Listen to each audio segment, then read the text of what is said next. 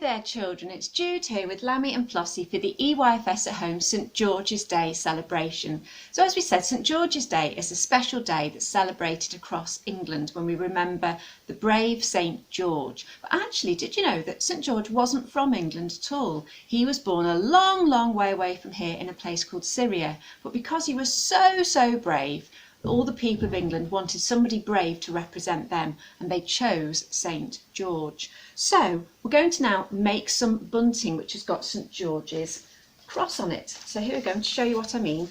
So this red cross on a white background, this is the special symbol for St George to show his bravery, and that's the symbol that we use on the England flag. So you may see some flags out and about. They've got a white, they're normally on a rectangle, normally white background with a red cross. So we're going to have a go at making our own bunting for St George's Day that you can put around your house.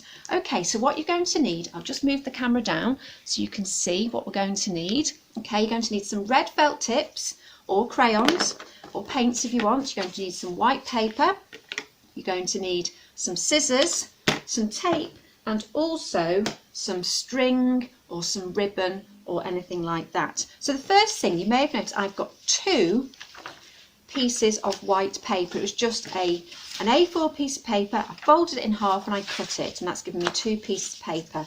And then you need to put them one on top of the other, like this. Now you might need a grown-up to help you with this because sometimes the paper moves a bit. And then you just need to cut the triangle shapes out of it. Now I'm going to do this freehand because I know how to cut triangles. That means I'm just going to do it using my eyes. But you might want to draw them on first. It's up to you. Okay, so here goes.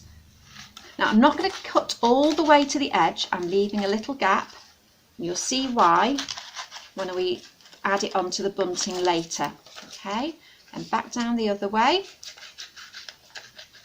leave a little gap, back up to the top, leaving a little gap, and then back down here. One last time, there we go, and then that way. So there we go. So I've ended up with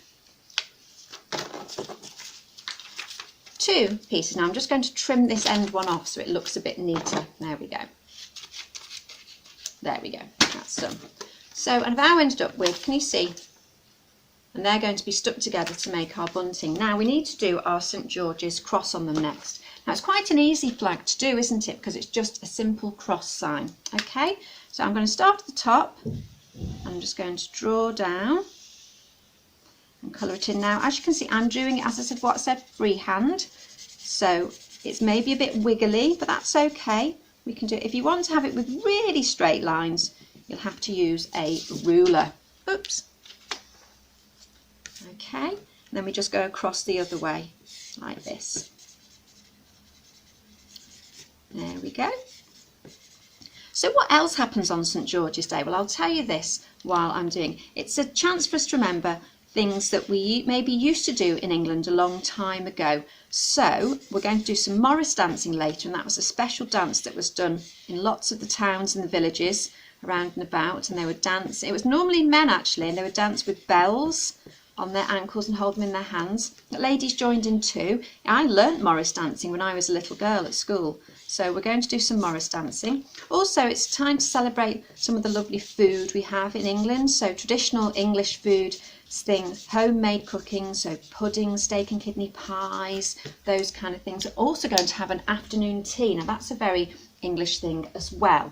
So we'll find out about that later.